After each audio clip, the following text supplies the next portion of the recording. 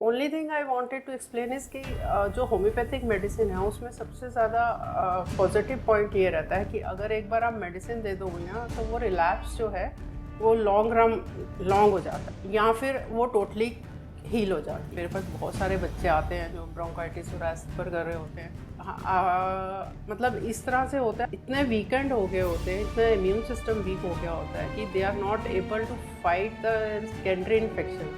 ऐसा हुआ है कोई ऑपोजिशन आई हो आपको एलोपैथी कम्युनिटी से कि जो आप कर रहे हो बड़ी काम नहीं नहीं, करती? मेरे को तो अभी तक नहीं आई, लेकिन मेरे सीनियर्स को काफ़ी रहती। देखो, दो तरह के डायबिटीज़ होते हैं, टाइप 1 और टाइप। जी। ठीक है। तो जो 40 इयर्स के बाद डायबिटीज़ होता है डेट इज़ हील्ड इजीली, लेकिन जो अच्छा। 40 इयर्स से पहले होता है, जो बचपन में बच्चों को हो जाता है, वो थोड़ा टाइम लेता है बिकॉज इट इज़ क्रॉनिक। कुछ चीज़ें तो अनअवॉइडेबल होती हैं, ऑफिस जाने ही है। कुछ लोगों की जॉब्स बहुत स्ट्रेसफुल होती हैं, मेजरली लोगों की जॉब्स जो होती हैं काफ़ी स्ट्रेसफुल होती हैं, सुबह जाते हैं रात तक, फिर दूर जॉब करते हैं तो और बहुत दिक्कत आती है। Stress is the main factor nowadays. Lifestyle problems तभी बन रही हैं इतनी सारी। राइट। नहीं, बट ऐसी कोई हमारे पास होम्योपैथिक रेमेडी है जो उनको थोड़ा सा रिलैक्स करे या फिर उनके स्ट्रेस को थोड़ा सा? जो स्ट्रेस जो है वो कई रेमेडीज़ हैं ओके। जो हम स्ट्रेस रिलीफ के लिए दे सकते हैं। हेलो डॉक्टर दीप्ति, कैसे हैं आप? बस बढ़िया, आप सुनाइए। All good. Thank you so much for being here. Welcome to Vedic Roots podcast. Thank you. So ma'am, 27 years of experience, काफ़ी लंबा सफ़र रहा है आपका होम्योपैथी में। जी। तो कैसी रही अभी तक की जर्नी आपकी? हाँ, मेरी जर्नी होम्योपैथी में बहुत बढ़िया रही है। Actually I am brought up in a allopathic family. अच्छा। मेरा जो पीछे का रहा है ब्रिंगिंग अप, वो totally my father is ophthalmic surgeon, my अच्छा। Brother is ophthalmic surgeon, okay. My grandfather was ophthalmic surgeon, but I opted for homeopathy because I was more into holistic systems. Okay. तो मुझे holistic systems की वजह से मैंने थोड़ा सा आगे फॉलो किया इसको। Okay. But only thing is कि I am very passionate about this homeopathy. लेकिन ये है कि मैं इसको एज ए वो कहते हैं ना कि जो लाइक गिव एंड टेक वाला, मतलब कि you take fees and you start. मैं अभी भी, आप आस्क माय पेशेंट्स, मैं अभी भी बहुत नॉमिनल चार्ज करती हूँ अकॉर्डिंग टू दैट। मुझे ये लगता है कि दिस इज़ ए, मतलब सेवा करने का एक हमारा है। वो तरीका है कि लोगों को हम सर्व कर सकते हैं, बिकॉज वी नो कि ये चीज़ इस तरह से एक गड़बड़ है इनके सिस्टम में, तो हम इनकी हेल्प कर सकते हैं। तो मुझे थोड़ा-सा इस तरह से बेटर लगता है कि मैं सर्व करूँ लोगों को। तो मेरी जर्नी अच्छी रही है, मतलब काफ़ी पेशेंट्स मैंने ट्रीट किए हैं। मोस्टली मेरे रिस्पिरेटरी पेशेंट्स काफ़ी रहे हैं। अच्छा। रिस्पिरेटरी एंड सेकेंडली स्किन के पेशेंट्स रहे हैं। स्किन के पेशेंट्स काफ़ी रहे हैं, तो it was a good journey, nice. Very fulfilling. तो कोई इंस्पिरेशन की होम्योपैथी क्यों, आप आयुर्वेदा भी तो चूज कर सकते थे उस समय? हाँ, मेरी इंस्पिरेशन मेरे 1-2 सीनियर्स रहे हैं। अच्छा। जिनको मैं कॉलेज में भी काफ़ी अडोर करती थी और अभी भी काफ़ी ज़्यादा, मतलब इंस्पायर करते हैं वो मुझे। अभी मैं एक सीनियर मेरे डॉक्टर हैं जॉर्ज विथिलकास, उनके अंडर पढ़ भी रही हूँ, थोड़ी अच्छा। स्टडी भी कर रही हूँ उनके साथ। अच्छा। तो there are lot of people. Okay. Okay. तो आपने वैसे क्या क्या, मतलब how was your journey in terms of क्या क्या चीज़ें आपने कैसे एक्सप्लोर करी over the years? Like I started my journey in 97, September 97। I started my journey with my private practice only, and एक चैरिटेबल ट्रस्ट होता था, विवेकानंद चैरिटेबल ट्रस्ट, निर्माण विहार। अच्छा। मैंने वहाँ स्टार्ट किया था। तो I worked as a honorary physician only. I never asked for any expenses और एनीथिंग, बिकॉज मुझे लोगों को शुरू से ही सर्व करना बहुत पसंद है। उसके बाद मैंने 9 साल वहाँ जॉब किया, then I got a job in government service. Okay. Medical officer की जॉब मिल गई थी मुझे, 1 साल के लिए मैंने वहाँ करी है J&K गवर्नमेंट में, ISM में। बट उसके बाद प्रॉब्लम, कुछ फैमिली प्रॉब्लम्स की वजह से मुझे वहाँ जॉब छोड़नी पड़ी। तो यहाँ पे आके फिर मैंने प्राइवेट प्रैक्टिस ही किया है। 1 साल मैंने बीच में एक वेलेडा नाम का इंस्टीट्यूट था, उसमें वर्क किया है, अच्छा। और उसके बाद मैं अपना प्राइवेट प्रैक्टिस में ही रही हूँ। and it was a very fulfilling and very satisfying journey for me because my profession is such कि तुम लोगों को help करते हो, right right right. basically you feel very fulfilling inside. Hmm. तो आपकी फैमिली में इतने डॉक्टर्स हैं, तो क्या आपको मेजर ऐसा लगा कि यू नो एलोपैथी और होम्योपैथी में क्या मेजर फर्क है? मेरे को वो लोग काफ़ी इनकरेज करते हैं, अच्छा। कभी डिस्करेज नहीं किया, मतलब मेरे जो फादर की साइड है वो लोग काफ़ी इनकरेज करते हैं, और मेरी मदर की साइड से भी काफ़ी इनकरेजमेंट रहता है मुझे, कोई इस तरह का नहीं है। अच्छा, तो वैसे ऐसा कुछ कभी हुआ है कि एलोपैथी कुछ चीज़ों में बेटर काम कर रही है, आप सोच रहे हैं कि ये इसी में? कन्वेंशनल ट्रीटमेंट जो है वो एक लिमिट तक हेल्पफुल है। अच्छा। कई इमरजेंसी केसेस में जैसे आपको चोट लग जाती है या आपको बहुत ज़्यादा एक्सट्रीम 100% ब्लॉकेज है, मान लो हार्ट पे, तो फिर आपको सर्जरी पे ही जाना पड़ेगा। बिल्कुल बिल्कुल। तो कन्वेंशनल ट्रीटमेंट किसी लेवल तक तो आपको हेल्प करता ही है, तो आप कन्वेंशनल ट्रीटमेंट को ये बिल्कुल नकार नहीं सकते कि holistic care is everything. Of course holistic care helps, in many things it helps, but there are certain limitation in holistic treatment also. Okay okay. And holistic treatment में क्या ऐसी चीज़ें लगी जो आपको कन्वेंशनल मेडिसिन में नहीं मिल रही? देखिए होलिस्टिक ट्रीटमेंट में जैसे आप अगर आप कहते हो कि जैसे पाइल्स का ही केस ले लो, हाँ। आपको पाइल्स का सर्जरी कराने की ज़रूरत नहीं है हम्म, होम्योपैथी के according. Hmm, it is treatable, totally treatable. मतलब आप अगर एक्सटर्नल पाइल्स के साथ कोई पेशेंट हमारे पास आ रहा है और ग्रेड 1 है या ग्रेड 2 है, even if it is grade 3 also, we treat it in 1 week. अच्छा। 1 वीक में वो ट्रीटेबल हो जाता है। तो इस तरह से हम अगर सोचें कि पाइल्स का केस है और सर्जरी के लिए जाना है, वो एक पेशेंट की इग्नोरेंस है कि उसको ये पता नहीं है कि we have got the homeopathic treatment also, कि वो हम लोग उसमें ट्रीटमेंट ले सकते हैं। पाइल्स के अलावा ऐसी और कौन कौन सी बीमारियां हैं जो होम्योपैथी बहुत अच्छे रिजल्ट्स देती है और जो लोगों को ऑप्ट करना चाहिए और उनको पाइल्स पता के नहीं? अलावा होम्योपैथी में काफ़ी सारी डिजीज़ हैं जो क्योर हो जाती हैं, हील हो जाती हैं कंप्लीटली? कंप्लीटली। अच्छा। लेकिन मैं ये कहूँगी, क्योंकि मुझे आज ये प्लेटफॉर्म मिला है, तो मैं ये कहूँगी कि होम्योपैथी जो है उसकी भी एक लिमिटेशंस हैं। ठीक है। जैसे कि मैंने अभी डिस्कस किया कि अगर आपको हार्ट में परमानेंट ब्लॉकेज हो जाए, 100% ब्लॉकेज हो जाए, तो फिर इट इज़ नॉट पॉसिबल कि आप इमीडिएट ट्रीटमेंट आप उसको दें, तो उसको ऑफ कोर्स सर्जरी के लिए जाना पड़ेगा, सर्जरी के लिए जाना पड़ेगा। परफोरेशन हो जाए एब्डोमेन में, ऑफ कोर्स सर्जरी के लिए इमरजेंसी की कंडीशन है, you have to go for emergency surgery only. तो उस तरह की चीज़ें हैं, काफ़ी सारी रेटिनल हेमरेज हो जाए आइज़ में, तो उसमें भी आपको इमरजेंसी में जाना पड़ेगा ऑप्थो में। ओके। तो काफ़ी सारी चीज़ें हैं इस तरह की, तो there are certain limitations where we can't help. हाँ, of course we can give first aid at that time, और हम उसको रोक सकते हैं ब्लीडिंग को, लेकिन उसको जो पैथोलॉजिकल चेंज हो गया है और जो प्रॉब्लम हो गई है उसको तो सर्जिकली ही क्योर करना पड़ेगा ना, तो वो चीज़ हो जाती है। ऑल टुगेदर हम सर्जरी को पूरा का पूरा उस डिपार्टमेंट में दे देते हैं। हाँ, सर्जिकल केसेस हो और इमरजेंसी की कंडीशंस जो हैं वो कन्वेंशनल ट्रीटमेंट में काफ़ी हेल्पफुल है। काफ़ी हेल्पफुल है। हाँ। अदर देन सर्जरी, जैसे कि हाई ब्लड प्रेशर हुँ। या डायबिटीज़, किसी को हाई बीपी है तो वो एक बहुत बड़ी प्रॉब्लम है, बहुत कॉमन प्रॉब्लम है।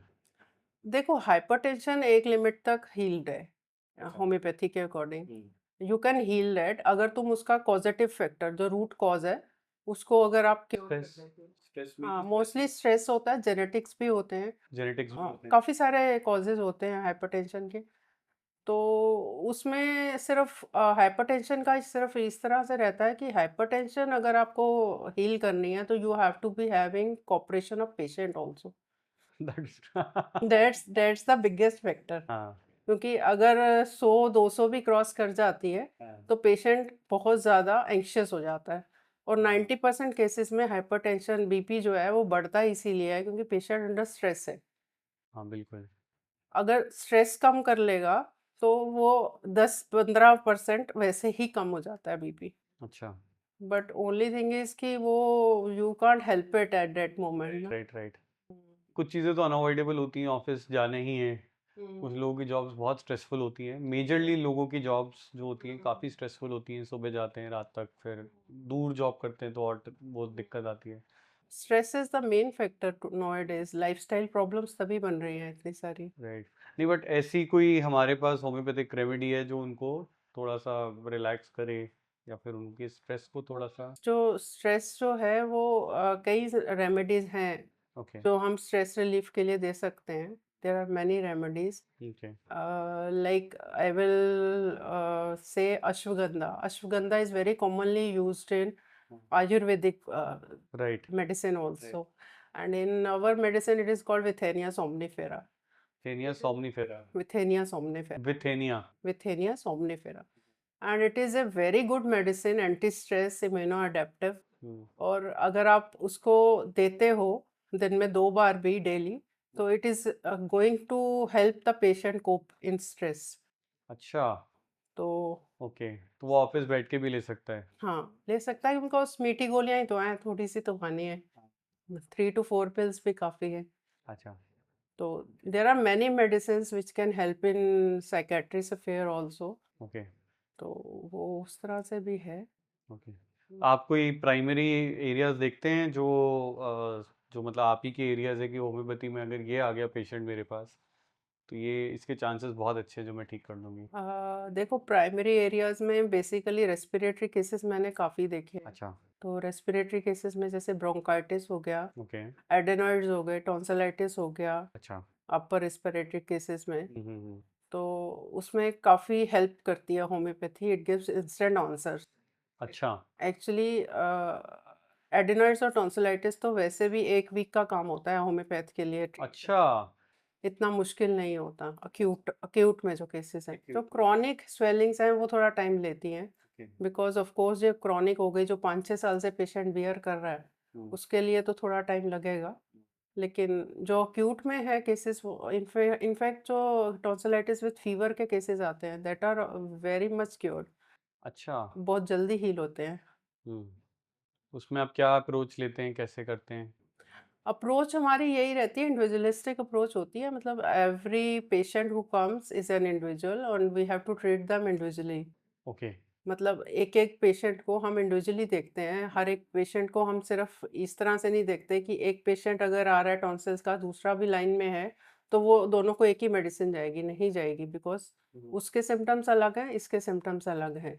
ओके। तो उस हिसाब से हम इंडिविजुअली देख के, और हमारे यहाँ पे होम्योपैथी में लॉ ऑफ सिमिलिया है, सिमिलिया सिमिलिबस क्यूरेंटर, जो बेसिक डॉक्ट्राइन है, जो प्रिंसिपल है हमारा होम्योपैथी का, उसके अकॉर्डिंग मेडिसिन सेलेक्ट की जाती है। और पूरा परफॉर्मा है केस का जो हम फॉलो करते हैं। केस परफॉर्मा फॉलो करके it takes around half to 45 minutes to take a case session. और उसके बाद हम कुछ मेडिसिन निकाल पाते हैं एनालिसिस में, अच्छा। एनालाइज करके। It is not that job कि आप थोड़ा सा गए और पैरासीटामोल लिख दी डॉक्टर साहब ने, and it is not so easy job actually. Right. But ये एक सवाल जनरली रहता है लोगों में कि ये जो दवाइयाँ होती हैं हम्म ये अगर अगर वो भी अपनी लाइफ में एक पैरासीटामोल की तरह ले पाएं तो वो होम्योपैथी को भी और जल्दी अडेप्ट नहीं कर पाएंगे। उसमें ऐसा होता है, अगर आपको वो medicine constitutionally, I should say constitutionally होता है कि आपका स्वभाव कैसा है, आपकी बिल्ड कैसी है, आपकी लाइक्स क्या हैं, आपकी हैबिट्स क्या हैं। तो काफ़ी सारी चीज़ें होती हैं जो हम उनमें सिम्टम्स लेते हैं। जैसे मेंटल स्फेयर में आप कैसे हैं, अच्छा। सबसे पहले तो मेंटल स्फेयर आता है, जो इसकी मेंटल स्फेयर में आपके फियर्स क्या हैं, आपकी इनसिक्योरिटीज़ क्या है, एंग्जाइटीज़ किस तरह की हैं। तो वो सब चीज़ें आपकी प्राइम इम्पोर्टेंस में कौन कौन से सिम्टम्स हैं, उनको लेके हम जब एनालाइज करते हैं, और उसके बाद जो मेडिसिन निकलती है, मोस्टली हमारे यहाँ होम्योपैथी में कॉन्स्टिट्यूशनल कही जाती है। ओके। कॉन्स्टिट्यूशनल मेडिसिन या इंटरकरेंट मेडिसिन को हम तब देते हैं जबकि मेडिसिन, आपने जो बोला ना कि अडेप्टिव के लिए, उसके लिए तब देते हैं हम, कि वो उस वक्त अक्यूट में इंटरकरेंटली देने के बाद वो पेशेंट को दोबारा रिलैप्स नहीं होगा उस कंडीशन का। ओके। जैसे एलर्जिक राइनाइटिस का पेशेंट आ रहा है हमारे पास, अब मेरे पास एलर्जिक राइनाइटिस के काफ़ी पेशेंट रहते हैं। अच्छा। तो एलर्जिक राइनाइटिस में ये होता है कि रिलैप्स होता रहता है, बार बार चेंज ऑफ सीजन पे रिलैप्स होगा, पोलन एलर्जीज होती हैं, डस्ट एलर्जी, रिलैप्स होता है। तो उसमें आपको मोस्टली, अगर आप कोई उस पेशेंट की कॉन्स्टिट्यूशनल पकड़ पाए हो एनालाइज करने के बाद, और अगर आप उसको कॉन्स्टिट्यूशनल देते हो, हम्म। तो मोस्टली ये होता है कि वो ट्रीट हो जाता है लंबे टाइम के लिए, then he doesn't come back. अच्छा। अभी 2 दिन पहले ही मेरे पास एक लड़की आती है, 8-9 साल की लड़की है। हम्म। उसको एलर्जिक राइनाइटिस की प्रॉब्लम है, बहुत क्रॉनिक। ओके। तो वो 1 साल 2 साल पहले, वो 2000, अभी 25 चल रहा है ना, 2023 में उसने मेरे से मेडिसिन ली, और मैंने उसको कॉन्स्टिट्यूशनल दी थी मेडिसिन, और उसके बाद से शी डिडंट कम बैक। तो उसके पेरेंट्स अभी कल ही उसको लेके आए थे कि उसको काफ़ी ज़्यादा राइनाइटिस की प्रॉब्लम दोबारा ऑकर हो गई है, और साथ में कुछ और 1-2 सिम्टम्स थे। तो अभी मैंने उसको दवाई दी है दोबारा। But only thing I wanted to explain is कि जो होम्योपैथिक मेडिसिन है उसमें सबसे ज़्यादा पॉजिटिव पॉइंट ये रहता है कि अगर एक बार आप मेडिसिन दे दोगे ना, तो वो रिलैप्स जो है वो लॉन्ग हो जाता है, या फिर वो टोटली हील हो जाती है। ओके। डिपेंड्स कि पेशेंट उसको कोई मेंटेनिंग कॉज या एक्साइटिंग कॉज, मेंटेनिंग और एक्साइटिंग कॉज होते हैं, जैसे आइसक्रीम खा ली बच्चे ने चेंज ऑफ वेदर पे, तो वो एक तरह से एक्साइटिंग कॉज हो गया, ट्रिगर पॉइंट हो गया, ट्रिगर पॉइंट हो गया। तो वो चीज़ हो जाती है। और दूसरा सबसे ज़रूरी ये होता है कि होम्योपैथी के अकॉर्डिंग हम थोड़ा सा अपना इम्यून सिस्टम स्ट्रॉन्ग करते हैं। ठीक है। जितना डिफेंस हमारा अच्छा रहेगा। रहेगा, उतना ही हम एक्ट बेटर कर पाएंगे लाइफ में। अच्छा। तो हम बेसिकली वो थोड़ा सा कोशिश करते हैं कि हमारा इम्यून सिस्टम स्ट्रॉन्ग हो जाए हम्म। मेडिसिन से। हम्म। तो मतलब एक पेज 4-5 टाइप के पेशेंट्स की कुछ मेडिसिन, जैसे हमारा एक पॉडकास्ट हुआ था अभी डॉक्टर बख्शी के साथ, हम्म। तो उन्होंने कुछ पैकेट्स बनाए हैं वैक्सीन्स के, जो स्टैंडर्ड पैक साइजेस होते हैं आपके। तो उस टाइप की चीज़ें मतलब इफ़ेक्टिव रहती हैं लॉन्ग रन में, या फिर हम इंडिविजुअलाइज़ तरीके से चलें वो बेटर रहेगा?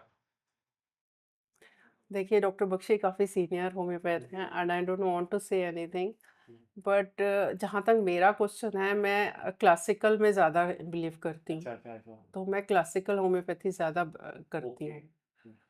तो मेरे सिस्टम में जो मेरे सीनियर्स ने मुझे सिखाया है वो यही है कि मिनिमम डोज दो, ओके। चाहे 1 या 2 मेडिसिन दो, लेकिन मिनिमम डोज दो, अच्छा। जिससे कि पेशेंट ट्रीट हो जाए, उसको कोई अग्रेवेशन एग्रेवेशन होती है कि आपने दवाई खाई, उसके बाद आप या तो सेम सिम्टम्स प्रूव करना शुरू हो जाओगे मेडिसिन के, जो मेडिसिन के सिम्टम्स हैं, या फिर आपको बढ़ के डिजीज जो है वो बढ़ जाएगा। अच्छा। तो कोशिश हमारी यही होती है कि वो एग्रेवेशन ना हो पेशेंट में। तो हम जो मिनिमम डोज जो दे सके, जो उसके ससेप्टेबिलिटी और उसके कॉन्स्टिट्यूशन के हिसाब से हम दे सकें। अच्छा। तो मेरी कोशिश यही होती है कि मैं उतना ही दूँ जिससे कि एग्रेवेशन ना हो। लेकिन इसमें साइड इफ़ेक्ट्स होते हैं मतलब ऐसी चीज़ों से? नहीं, कोई साइड इफ़ेक्ट नहीं रहता होम्योपैथी का। हाँ। दिस इज़ अ मिथ, अगर कोई बिलीव करता है कि साइड इफ़ेक्ट होता है। साइड इफ़ेक्ट कुछ नहीं होता होम्योपैथी का, बट ओनली थिंग इज़ कि माइल्ड सी, जैसे क्रॉनिक केसेज़ है, मान लो आपके पास सोरियासिस का केस आ रहा है। ठीक है। कई बार ये होता है कि पेशेंट को वो डोज़ इतनी अच्छी सूट करती है कि वो डिज़ीज़ बढ़ा के फ्लेयर करके कम कर देती है। तो वो जो आपकी बात पॉइंट था ना कि पेशेंट आजकल बहुत इम्पेशेंट हैं, हाँ। वो चीज़ बहुत ज़्यादा आजकल स्किन प्रॉब्लम्स में देखी गई है कि वो इम्पेशेंस के चक्कर में ना ट्रीटमेंट छोड़ देते हैं कि डॉक्टर साहब मेरा तो बढ़ गया, मैंने स्टेरॉइड लगा दिया, राइट। और स्टेरॉइड लगाने के बाद मेरा रिलीफ था, नहीं तो मुझे तो इचिंग बहुत थी, मैं सारी रात नहीं सोया। तो that is the issue basic. ऐसा लेकिन होता है कि लोग आते हैं और आपसे कुछ उन्होंने मेडिसिन ली, 1 हफ्ता 2 हफ्ता ली, लेकिन उनको कुछ भी सिग्निफिकेंट फ़र्क नहीं पता चल रहा, तो इस फ्रस्ट्रेशन में वो छोड़ देते हैं। मतलब कि ये होता है ना कि एक दूसरी कंसल्टेशन में हो सकता है कि एक एक और किस्म के पेशेंट होते हैं हाँ, जो कि अगर फ़र्क नहीं पड़ता लगा तो हाँ, छोड़ देते हैं। हाँ, लेकिन मैं इसमें यही कहूँगी कि कई बारी ये होता है कि आपका अपना इम्यून सिस्टम इतना ड्राई अप हो चुका होता है, आपका इम्यून सिस्टम इतना ज़्यादा वीक हो चुका होता है कि उसको फिर से राइज़ अप करने के लिए, या कहना चाहिए कि वाइटैलिटी को दोबारा करने के लिए यू नीड टाइम। तो थोड़ा-सा पेशेंट और थोड़ा-सा अपनी विल पावर के साथ आएँ, तो ज़्यादा बेटर रहेगा कि थोड़ा डॉक्टर को भी टाइम दें करने का। जनरली फॉलोअप कंसल्टेशंस में कितने टाइम तक का फॉलोअप रहता है? देखो अक्यूट केसेस में तो 1 वीक में ट्रीट हो जाता है, अच्छा। लेकिन क्रॉनिक केसेस डिपेंड्स कि कितना, मतलब अगर आपका केस 5-6 साल पुराना है तो naturally it will take around 6 months to 1 year. अच्छा। एकदम तुम कोशिश करके भी तुम ट्रीट नहीं कर सकते। और दूसरी बात होती है कि आप कितने लेयर्स के साथ आ रहे हो। लेयर्स इज कि like you got a skin eruption in your childhood. अच्छा। हमारे यहाँ ये जो पास्ट हिस्ट्री है हमारी बचपन से लेकर जब तक कंसर्न्ड एज तक पेशेंट आ रहा है, वो बहुत इंपॉर्टेंट होती है। अच्छा। तो आप पास्ट में चाइल्डहुड से लेकर अभी तक किन किन मेडिकल हिस्ट्री से सफ़र कर चुके हो, वो हमने लेयर्स निकाल के उस लेयर्स से हमें उसी लेयर्स से वापस जाना पड़ता है, सेंट्रो टू पेरिफेरी ओके। और अपवर्ड फ्रॉम डाउनवर्ड्स, अच्छा। Downwards to upward, sorry. Okay. तो उसमें ये चीज़ रहती है कि आप अगर वो फॉलो नहीं करोगे, अपना प्रिंसिपल जो है हमारा हेरिंग्स लॉ जिसको कहते हैं, तो वो उसका फ़ायदा नहीं है मेडिसिन को देने का अच्छा। बेसिकली। तो मुझे लग रहा है फिर मेडिसिन के अलावा आपकी और भी अप्रोचेस रहती होंगी, कुछ आप लाइफस्टाइल चेंजेस बताते होंगे या कोई ऐसी चीज़ें रहती हैं? हाँ, डाइट चेंजेस और लाइफस्टाइल चेंजेस तो होती हैं ऑफ कोर्स। अच्छा।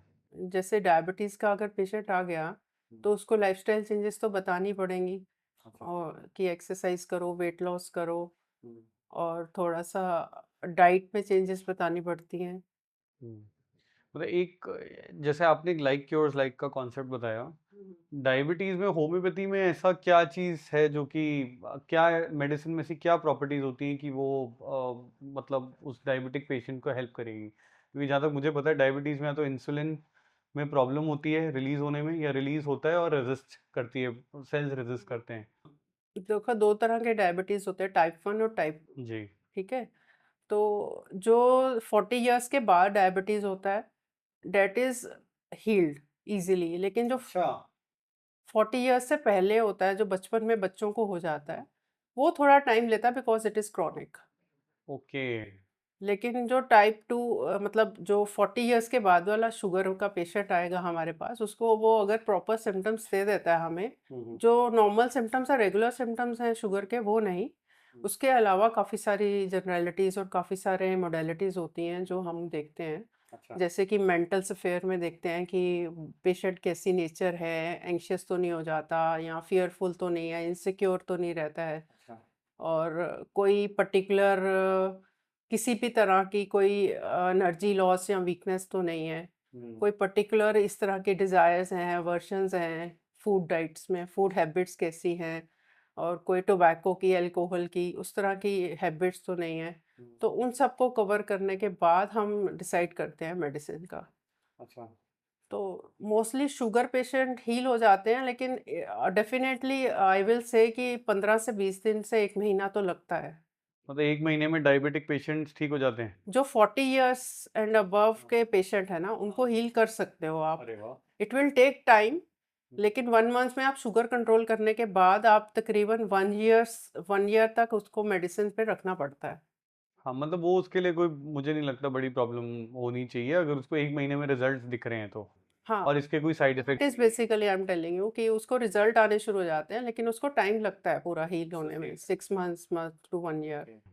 तो वो हम कैसे रिपोर्ट्स के ज़रिए मेजर करते हैं? रिपोर्ट्स के लिए अच्छा, तो बिफोर आफ्टर तो रहते हैं? डायग्नोज तो होना चाहिए ना उस तरह से, तो diagnosis is a very important part. Right, right, right. जी। तो आपका डायग्नोसिस का वही तरीका है जो मतलब मेडिकल रिपोर्ट, ब्लड रिपोर्ट्स वगैरह लेना, हाँ जी। या कोई तो उन्हीं रिपोर्ट्स को एसेस करके आप देखते हैं बिफोर आफ्टर प्रॉब्लम? हाँ, डायग्नोसिस का देखिए, क्लिनिकल भी डायग्नोसिस होता है, क्लिनिकली भी आप पेशेंट की काफ़ी सारी चीज़ों को एग्जामिन करके देख सकते हो। ठीक है। जैसे ब्रोंकाइटिस का पेशेंट आ रहा है तो चेस्ट से भी आप एग्जामिन करके बता सकते हो कि साउंड से पता लग रहा है कि क्या प्रॉब्लम। हाँ, वीजिंग हो रही है कुछ। हाँ, वीजिंग हो रही है या क्रैकल्स आ रहे हैं, किस तरह की प्रॉब्लम हो रही है।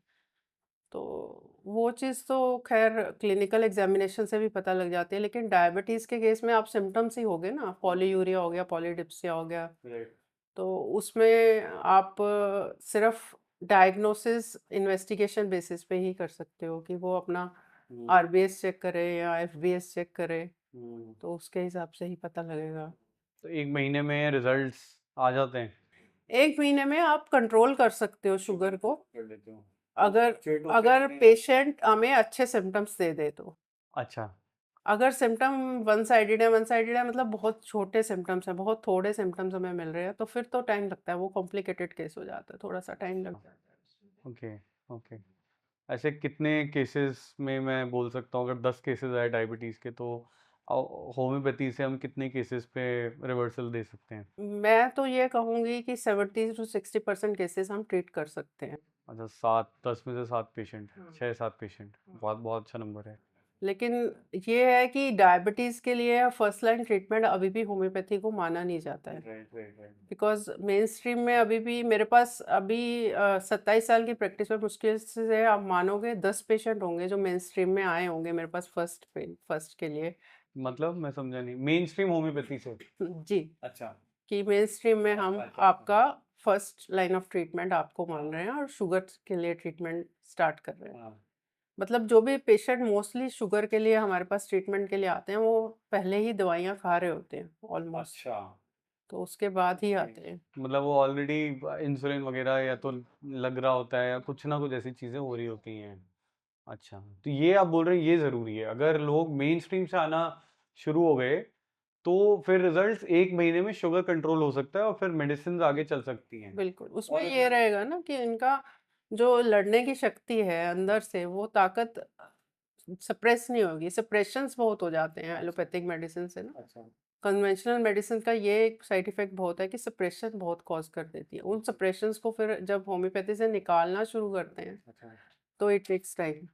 हाँ मैंने सुना है कुछ साइकोलॉजी पे ज़्यादा इफेक्ट करती है होम्योपैथी जिसकी वजह से थोड़े रिजल्ट्स मिलते हैं आपको ऐसा भी रहता है या फिर बॉडी के उन पार्ट्स में इफेक्ट करती है होम्योपैथी का एक मेन स्टे है मेंटल जर्नल्स, जिसमें हम साइकोलॉजी दोनों इमोशंस और मेंटल्स को पार्ट पार्ट लेते हैं। उसके बाद ही हम एनालाइज करते हैं किसी भी केस को। अच्छा मोस्टली जो हमारे केसेस हैं वो मेंटल्स और इमोशनल पार्ट को पहले देख के उसके बाद हम फिजियोलॉजिकल लेवल पे आते लेवल फिजियोलॉजिकल लेवल पे आते हैं, उसके बाद आते हैं। हैं ओके बढ़िया है। और ये वाले केसेस जो आपके मेन स्ट्रीम से होके आते मेन स्ट्रीम एज इन जो एलोपैथिक मेडिसिन खा के आते हैं उसमें भी मुझे लगता है उसमें कितना टाइम लगता है और उनकी रिवर्सल कैसे रहती है कंपेयर टू दोज देखो, अगर एलोपैथिक मेडिसिन के साथ आ रहा है तो first of all we have to see कि केस के हमें सिम्टम्स भी ओरिजिनल मिल रहे हैं। जैसे डायबिटीज़ का केस आ रहा है अगर, तो वो कितनी लेयर्स के साथ आ रहा है, क्या क्या सप्रेस करके आ रहा है। तो हमें ये भी देखना पड़ेगा कि कितनी सप्रेशंस और कितनी, अगर मान लो आपके पास सोर थ्रोट का ही एक सिंपल सा पेशेंट आया है, सोर थ्रोट का पेशेंट अगर एंटीबायोटिक्स लेके आ रहा है, तो एंटीबायोटिक्स लेके उसने सप्रेस किया हुआ है अपनी प्रॉब्लम को हमारे सिस्टम के हिसाब से। तो अगर वो सप्रेस्ड है तो उसे हमें नेचुरली उसी तरह से ट्रीट करना पड़ेगा, क्योंकि वो ऑलरेडी सारी सिम्टम्स दबा के आया है। ओके तो हमें थोड़ा सा उसका केस, हो सकता है 7 डेज ट्रीटमेंट के बजाय 10 डेज लग जाए। अच्छा थोड़ा सा हमें उस तरह से देखना पड़ता है। और डायबिटीज़ का केस ये कितना सिवियर होने के बाद कोई ऐसे आपकी केस स्टडीज़ हों जो कि आपने कभी पहले देखा हो पेशेंट जिसमें कोई केस बहुत ख़राब हो गया था और बाद में हम होम्योपैथी से रिवर्स कर पाए ऐसी कोई चीज़ आपकी कोई देखिए, डायबिटीज़ के केसेस मैंने इतने ज़्यादा नहीं देखे हैं, लेकिन डायबिटीज़ के केस में मोस्टली कॉम्प्लिकेशंस तब होती हैं जब पेशेंट मेडिसिन्स बंद कर देते हैं। अच्छा तो मेडिसिन्स बंद नहीं करनी चाहिए। मेडिसिन्स जो भी चल रही हैं, हमारे केस में ये रहता है कि होम्योपैथी के साथ-साथ हम एलोपैथी को भी कहते हैं कि साथ में ही चलते रहो। क्योंकि जब भी होम्योपैथी आप एक्ट करना शुरू करती है 1 महीने में, 2 महीने में, तब हम टेपर करना शुरू कोस कर सकते हैं मेडिसिन को। हाँ उसको कम करना शुरू कर सकते हैं। ओके इमीडिएट आप चाहो कि आपको शुगर में हम सब कुछ बंद करके बैठ जाएँ, तो वो कॉम्प्लिकेशन कॉज़ करेगा। अच्छा ऐसा होता है कि इंसुलिन किसी का एकदम वो सॉरी किसी की शुगर एकदम से बढ़ गई तो इमीडिएट रिलीफ देने के लिए कोई हमारे पास ऐसे सॉल्यूशंस होते हैं ऑफ कोर्स होते हैं। ऑफ जो कोर्स, फास्ट जैसे एक्ट कि करें हमारे यहाँ एक शुगर किलर नाम से मेडिसिन मानी जाती है, जिमनेमा सिल्वेस्टर। दैट अच्छा is a very good medicine जो मतलब आपकी शुगर को और इंसुलिन को लेवल्स को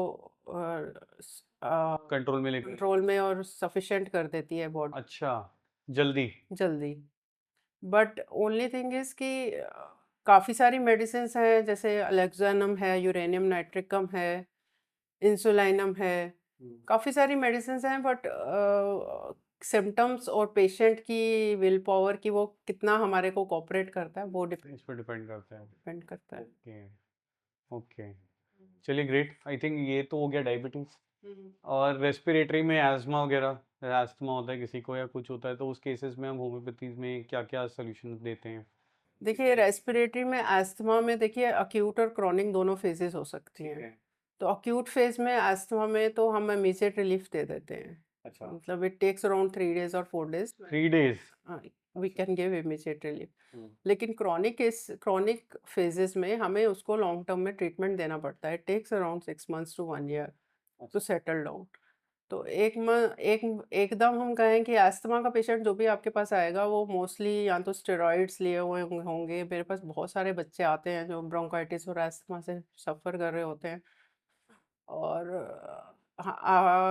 मतलब इस तरह से होता है कि वो बिल्कुल इतने वीकेंड हो गए होते हैं, इतना इम्यून सिस्टम वीक हो गया होता है कि they are not able to fight the secondary infections. Okay. जो सेकेंडरी इन्फेक्शन जैसे कहते हैं कि हल्का सा अपर रेस्पिरेटरी उनको इन्फेक्शन हो गया या कुछ हो गया, उनको अल्टीमेटली स्टेरॉइड्स पे डालना पड़ता है। अच्छा। तो उस तरह के पेशेंट्स को भी मैंने ट्रीट किया हुआ है एस्थमा में, ब्रोंकाइटिस में। तो ऑफ कोर्स उसमें काफ़ी अच्छा रिलीफ रहता है होम्योपैथी में। अच्छा। कोई ऐसी बात नहीं है कि मतलब आप होम्योपैथी में रिलीफ नहीं दे सकते, hmm, but there are many remedies, there are no specifics. मतलब कोई स्पेसिफिक रेमेडी नहीं होती है होम्योपैथी में। रीजनल्स होते हैं, रीजनल्स मतलब ऑर्गन्स के हिसाब से लंग्स के अलग मेडिसिन है स्पेसिफिक, और हार्ट के अलग हैं। उस तरह के रीजनल्स होते हैं। कॉमन रेमेडीज काफ़ी सारी हैं, जैसे कि एंडम टार्ट हो गई, सल्फर हो गई। काफ़ी सारी मेडिसिन ऐसी हैं जो हम एस्थमा में या ब्रोंकाइटिस में दे सकते हैं। हम्म, बट ओनली थिंग इज कि definitely homeopathy helps in these things. अच्छा, तो ये बेटर रहता है कि अगर एलोपैथी के साथ इंटीग्रेट करा जाए या फिर इंडिविजुअल स्टैंड अलोन में बेटर है? हाँ, इंटीग्रेट तो कर सकते हो आप। कॉम्प्लीमेंट ऑफ कोर्स, ये जो एलोपैथिक सिस्टम है और होम्योपैथिक सिस्टम है वो कॉम्प्लीमेंट करता है एक दूसरे को। ठीक है। कोई ऐसी बात नहीं है। ऐसी कोई मेडिसिन जो कि लोग अपने घर में रख सकते हैं फॉर प्रिवेंशन? कभी हुआ एकदम से, किसी को अस्थमा की रेगुलर प्रॉब्लम रहती है, किसी को डायबिटीज की रेगुलर प्रॉब्लम रहती है। देखो, वो सिस्टम में हमारा सिस्टम इस तरह का नहीं है हाँ। कि हम कह सकें कि ऐसी कोई मेडिसिन हम दे दें कि जो साथ में चलती रहे और साथ में एलोपैथी के। अच्छा। सॉरी। इसके लिए आपको किसी अच्छे ट्रेंड होम्योपैथ को ही कंसल्ट करना पड़ेगा। अच्छा।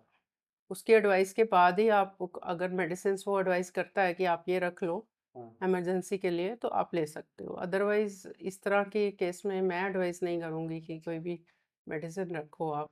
मॉडर्न होम्योपैथी, जैसे आप बता रहे हैं, मॉडर्न होम्योपैथी में ही सॉल्यूशंस अवेलेबल होने शुरू हो गए हैं क्या?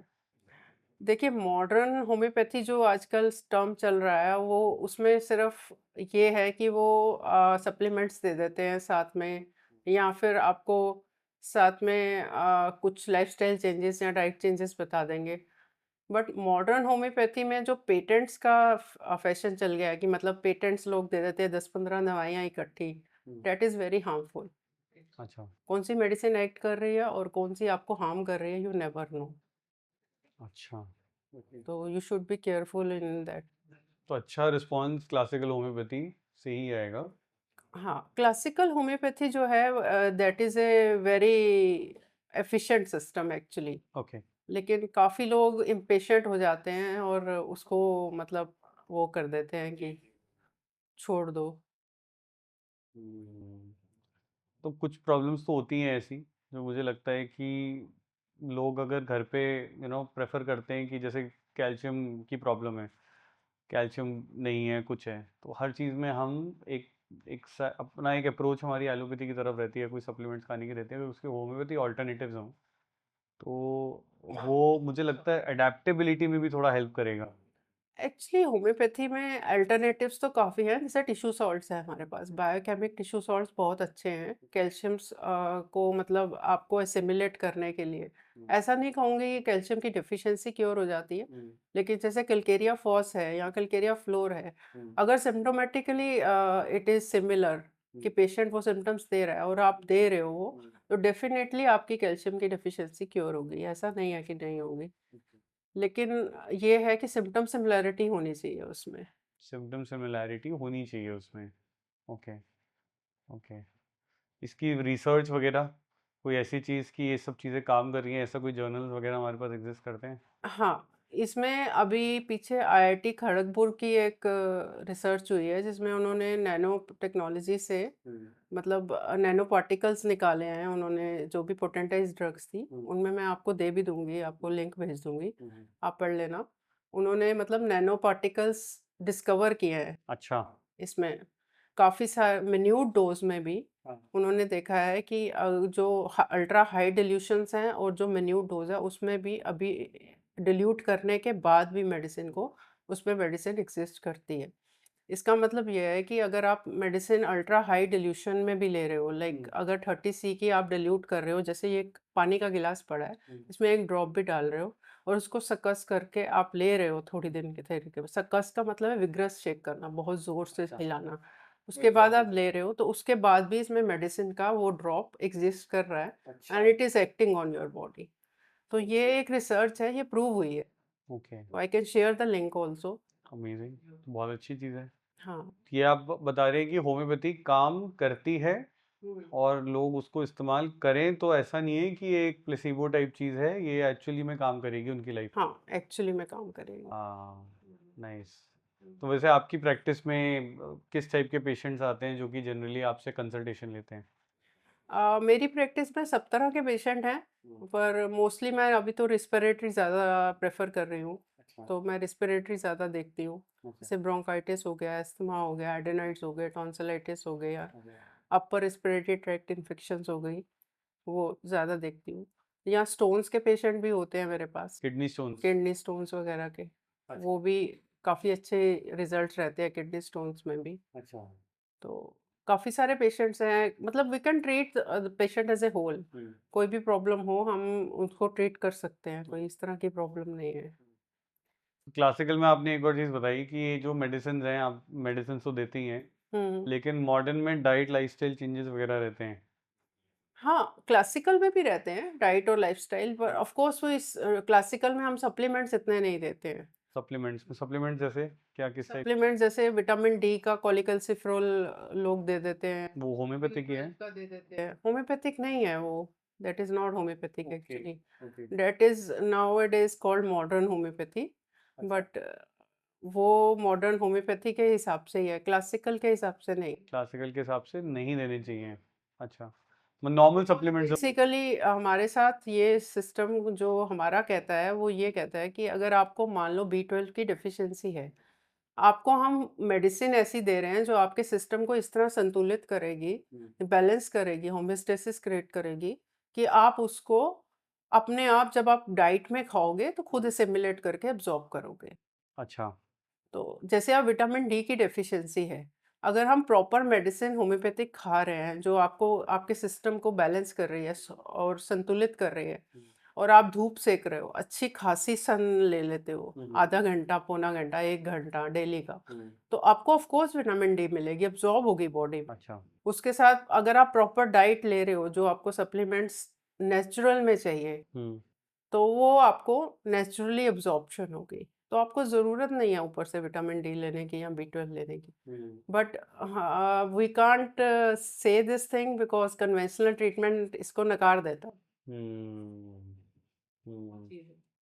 ऐसा हुआ है कोई ऑपोजिशन आई हो आपको एलोपैथी कम्युनिटी से कि ये क्यों आप कर रहे हो, ये तो बड़ी काम नहीं करती? मेरे को तो अभी तक नहीं आई, लेकिन मेरे सीनियर्स को काफ़ी रहती है। अच्छा, क्या जैसे? They work on very high level, तो काफ़ी सारा सुनना भी पड़ता है कि B12 की डेफिशिएंसी है तो B12 नहीं खा रहे हैं, अच्छा। विटामिन डी की डेफिशिएंसी है तो विटामिन डी नहीं खा रहे हैं, this is not a logic.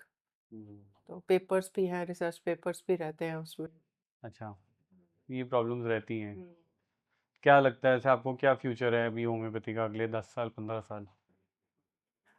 जहाँ तक फ्यूचर का क्वेश्चन है, मेरे ख्याल में तो मेन स्ट्रीम में आ रही है होम्योपैथी। अच्छा। काफ़ी अच्छा फ्यूचर है होम्योपैथी का। अच्छा।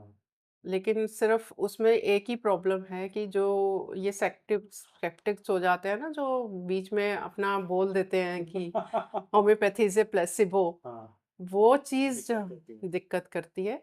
लेकिन अवेयरनेस तो काफ़ी है, इनफैक्ट गवर्नमेंट भी काफ़ी सपोर्ट कर रही है अब तो आयुष को। हुँ, तो इस तरह से नहीं है, बट ओनली थिंग इज़ कि जो मिथ्स हैं वो बस्ट करना चाहिए हर एक होम्योपैथ को कि ये स्लो है and this causes side effects. Hmm, ये सब एक मिथ्स हैं और वो मिथ्स ही रहेंगे। स्लो नहीं है homeopathy, it can treat simple to simple fever also. Hmm, लेकिन ओनली थिंग इज़ कि वो चीज़ की अवेयरनेस अभी पब्लिक में है नहीं, लोगों को अच्छा, इतना है नहीं। अच्छा। हुँ। हुँ। मुझे लगता है एक यूनिटी की भी प्रॉब्लम है। जब एक साथ थोड़ा यूनिफाइड तरीके से सारे डॉक्टर इस पे बोलेंगे, तो देखो यूनिटी की जहाँ तक आप कहना चाहते हो, यूनिटी की कोई प्रॉब्लम नहीं है, यूनिटी है, काफ़ी सारी यूनिटी देखी गई है होम्योपैथी में। लेकिन ओनली थिंग इज़ कि हर एक का अपना व्यू पॉइंट है। हुँ, हर कोई अपने व्यू पॉइंट के साथ चल रहा है and you can't mess up with everybody's view point. Right, right, right. तो वो चीज़ हो जाती है। एक्चुअली ये भी एक ना इम्पोर्टेंट चीज़ है, क्योंकि जैसे पैरासिटामोल का आपने एग्जांपल दिया। पैरासिटामोल जो है एलोपैथी में सब जानते हैं हुँ, और सारे पैरासिटामोल ही देंगे फीवर के लिए। हुँ। लेकिन अगर मैं एक होम्योपैथिक डॉक्टर पे जाऊँगा तो उनका अप्रोच दूसरे होम्योपैथी डॉक्टर से अलग हो सकता है, सेम प्रिंसिपल पे, लाइक योर्स लाइक पे। हुँ, तो हुँ। उस केस में क्या एक सही तरीका किसका है फिर? उसमें ये होता सही है दोनों ही है वैसे तो। कि जब आप कोई भी केस लेते हो होम्योपैथी में, तो केस जब आप लेते हो तो उसको लेने का एक हर एक का अपना ढंग होता बिल्कुल। है। आप किसी को किसी के साथ मिक्सअप नहीं कर सकते कि आप इस तरह क्यों ले रहे हो, ये सही नहीं है आपका। तो केस परफॉर्मा में बहुत सारी ऐसी चीज़ें होती हैं जो डिटेल्स में हम जाते हैं, हुँ, तो उसमें ही इंडिविजुअलाइजेशन होता है। अच्छा। तो आपका पहला तो केस हो जाता है, हुँ, सेकंड हो जाती है पेशेंट के साथ जो अटेंडेंट आ रहा है। मान लो आपके पास कोई सिंपल सा फीवर का केस आ रहा है और आपने देखा कि वो फीवर के केस के उसमें वो आपको सिम्पटम्स दे रहा है, अच्छे सिम्पटम्स दे रहा है। ठीक है। लेकिन कुछ सिम्पटम्स ऐसे हैं जो आपको अटेंडेंट से चाहिए। तो आप अटेंडेंट से माँगते हो कि ये शिवर तो नहीं कर रहा था रात को, इसके हाथ-पैर ठंडे तो नहीं थे रात को, या इसके हाथ-पैर बहुत ज़्यादा गर्म तो नहीं थे, हुँ, स्वेटिंग तो नहीं हो रही थी इसके हाथ में। बिल्कुल। वो ऑब्जर्वेशन। फिर second third is physicians observation. Physician क्या ऑब्जर्व कर रहा है? हुँ, तो उसके हिसाब से हो सकता है मेडिसिन वेरी करे थोड़ी-सी, एक फिजिशियन टू सेकंड फिजिशियन, लेकिन ऐसा नहीं होता है मोस्टली। होम्योपैथ की डिसीजन कई बारी इंडिविजुअलिस्टिक वेरी भी करते हैं और एक जैसे भी हो सकते हैं। अच्छा। काफ़ी हद तक सिमिलर्स भी आ सकते हैं। सिमिलर भी हो सकते क्योंकि फीवर में आप भी कितने कॉम्बिनेशंस होंगे जो कि आप बनाएँगे कंपेयर्ड टू एक दूसरा डॉक्टर। हैं। हाँ, लेकिन ऐसा है कि कई केसेस में ऐसा भी होता है कि बहुत सारी रेयर रेमेडीज़ ही एक्ट करती हैं। कॉमन अच्छा, रेमेडीज़ एक्ट ही नहीं करती हैं। तुम अच्छा। एकोनाइट दे दो, ब्रायनिया दे दो, फेरमफॉस दे दो, बेलेडोना दे दो, कुछ भी दे दो, इट इज़ नॉट एक्टिंग। हाँ, then you have to apply certain principles, उसके बाद आपको सोचना पड़ता है कि इसको कौन-सी मेडिसिन सूट कर रही है इस टाइम। सूट कर रही है। Got it. ये मुझे लग रहा है थोड़ा-सा ट्रिकी भी रहता है ये सारी चीज़ें, क्योंकि 2 डॉक्टर्स का ओपिनियन अलग हो सकता है इसमें। हाँ, ऑब्वियस है। और वो तो हो जाएगा। वो मैंने आपको थोड़ा-सा डिटेल बता ही दिया अपना केस कैसे लेते हैं हम। हुँ, तो वो उसमें ओपिनियन डिफरेंट हो जाएगा, हुँ। एक डॉक्टर से दूसरे डॉक्टर का। अच्छा, क्रॉनिक केसेस में क्या ट्रीटमेंट का रिस्पॉन्स रहता है? जैसे कि पेन मैनेजमेंट हो गया फॉर फॉर कैंसर पेशेंट्स, या फिर फॉर पाइल्स, आपने एक बताया, पाइल्स एक कई बारी होती है, क्रोन्स डिजीज़ हो गया। हुँ, बाकी mental issues, Alzheimer's, Parkinson's, multiple sclerosis, hmm. तो ऑटो इम्यून डिसऑर्डर्स, इन सब में क्या रिस्पॉन्स रहता है? कोई आपने देखा हो? देखिए, मैंने आपको पहले भी इस चीज़ के बारे में बोला है कि होम्योपैथी हैज़ इट्स लिमिटेशंस। अच्छा। तो मल्टीपल स्क्लेरोसिस के केसेस हैं जैसे, और ये सब मतलब हमारे ग्रुप्स में बहुत नीचे आते हैं। मतलब अच्छा। ये काफ़ी ज़्यादा इम्यून सिस्टम जो है बहुत वीकेंड हो चुके होते हैं इन लोगों के। तो इनकी तो लेयर्स ही इतनी होती हैं, इनको एक लिमिट तक ही हम ऊपर उठा सकते हैं। अच्छा। अच्छा। मतलब एक लिमिट तक ही हम ऊपर ले जा सकते हैं, उसके बाद हम इनको ठीक ट्रीट नहीं कर पाएँगे। तो उसमें सिर्फ़ आप ये कर सकते हो कि you can help them check their symptoms. मतलब प्रिवेंट कैसे होते हैं या सिम्टम्स कैसे हम उनको चेक कम कर करके सकते कम कर सकते हैं, वो देख सकते हैं आप। That goes for all patients as in for कुछ pain management for cancer patients, इसमें क्या रहता है? वो सब भी हो सकता प्री मैनेजमेंट में देखो हम प्रिकॉशनरी काफ़ी सारी चीज़ें हैं जो कैंसर पेशेंट्स में दे सकते हैं, जो हम अगर सिम्टोमेटिक हम देख सकें कि वो सिम्टम्स दे रहा है तो हम उसको वहीं पे ही स्टॉप कर सकते हैं। अच्छा। और प्रिवेंशन भी दे सकते हैं उसमें। प्रिवेंटिव तो ऑफ कोर्स होम्योपैथी है ही, शुरू से ही है। तो उसमें कोई इस तरह का प्रॉब्लम नहीं रहता, लेकिन वो पर्टिकुलर स्टेज पे पकड़ा जाए और उससे पहले प्रिवेंशन हो जाए तो वो क्योर हो जाता है। और ये जो जितनी भी चीज़ें हैं, ये आयुर्वेदा, होम्योपैथी, ये सब एक साथ आपने कभी ट्राई करके इंटीग्रेट करने की सोची है? देखिए मैं आयुर्वेदा के फुल सपोर्ट में हूँ। Ayurveda is a very full blown science. But मैंने ये देखा है, मेरे पास आयुर्वेदिक पेशेंट्स ऐसे आए हैं जो आयुर्वेदिक ट्रीटमेंट ले रहे थे और उसके बाद उन्होंने होम्योपैथिक ट्रीटमेंट लिया, तो वो इंटरेक्शन हो जाते हैं कई बार। अच्छा। आयुर्वेदिक मेडिसिन भी सेम है और होम्योपैथिक मेडिसिन भी पाउंड तो वही है। कंपाउंड वही है। अच्छा। वो थोड़ा सा क्रूड फॉर्म में देते हैं और हम हम्म। थोड़ा पोटेंटाइज करके दे देते हैं। Right right right. Okay. Allergies, skin issues, eczema जैसे हो गया। Allergy, skin issues, eczemas, they are treatable under homeopathy. और बहुत अच्छे अच्छे केसेस हैं जो मतलब जैसे अर्टिकेरिया का केस है या एक्जिमा का केस है, that is treatable. Okay. Urticaria अगर अक्यूट में आपके पास पेशेंट आ रहा है और कह रहा है डॉक्टर साहब बहुत खुजली है या बहुत ज़्यादा चकत्ते से निकल रहे हैं, तो आप उसको ट्रीट करो, 1 हफ्ते के अंदर ट्रीटमेंट से रिलीफ हो जाएगा। लेकिन अगर क्रॉनिसिटी में है, पुराना पुराना चल रहा है, क्रॉनिक हो रहा है, तो उसको थोड़ा टाइम लगेगा, टेक टाइम। ग्रेट। काफ़ी सारी अच्छी चीज़ें पता चली। इसके अलावा कोई ऐसी चीज़ जो आप शेयर करना चाहते हैं? देखो मैं तो यही कहूँगी कि हम, क्योंकि 27 साल हो गए मुझे इस फील्ड में, तो मैं यही कहूँगी कि होम्योपैथी जो है हाँ। वो एक अच्छी साइंस है। हाँ। और इसको लोग अगर फॉलो करें और इसको अगर पेशेंस से फॉलो करें और अपनी विल पावर के साथ आएँ, अपने विल से आएँ कि ये हमें इसको फॉलो करना है, तो homeopathy will definitely help you. But only thing is कि इम्पेशंस की वजह से और थोड़ा-सा जल्दबाज़ी की वजह से ना पेशेंट लूज़ कर जाता है एक अच्छे सिस्टम को। वो थोड़ा टाइम लगता है हर चीज़ पे, लेकिन वही चीज़ है कि इस चीज़ को यू कांट हेल्प इट। ऐसे आजकल होम्योपैथी को लेकर बड़े न्यूज़ में अच्छी बातें भी आ रही हैं कि कई जगह इलाज नहीं मिला, फिर उसके बाद होम्योपैथी ट्राई किया, वो ठीक हो गए। तो ये तो कोई बात, तो मतलब जानते तो हैं ही सब कि ये चीज़ें काम करती हैं। बस कई बारी वो एक डायरेक्शन या अप्रोच जो होती है ना, वो उनको सही से समझ नहीं आती कि क्या प्रॉब्लम है और क्या, किस तरीके से हमें होम्योपैथी भी अप्रोच करना चाहिए। उसमें थोड़ा-सा ये भी रहता है कि आपकी बात बिल्कुल सही है कि एक ना पीछे से जो सीनियर होम्योपैथ्स हैं, उनकी तरफ से यूनिफाइड एक स्टेटमेंट होनी चाहिए हाँ। कि किस तरह से गाइड करना है पेशेंट को। Right right right. एक गाइडलाइन, बट गाइडलाइन इशू भी करी थी इन्होंने आयुष की पीछे जब कोविड के टाइम पे, अच्छा। तो उस वक़्त इशू करी थी इन्होंने। पर वो गाइडलाइंस आती रहनी चाहिए हर हर सिस्टम पे। Okay okay. धीरे-धीरे। वो उसमें भी थोड़ा सा वीक है हमारी गवर्नमेंट गवर्नमेंट वीक कह लो या काउंसिल। थोड़ा-सा काउंसिल का प्रॉब्लम कह लो या चलिए ग्रेट। ओवरऑल जो नए डॉक्टर्स हैं उनके लिए आप क्या कहना चाहेंगे, जो होम्योपैथी अभी परस्यू कर रहे हैं और आगे अच्छा होम्योपैथ डॉक्टर्स बनना चाह रहे हैं? मैं तो यही कहूँगी कि होम्योपैथी परस्यू करनी चाहिए। It's a very great science.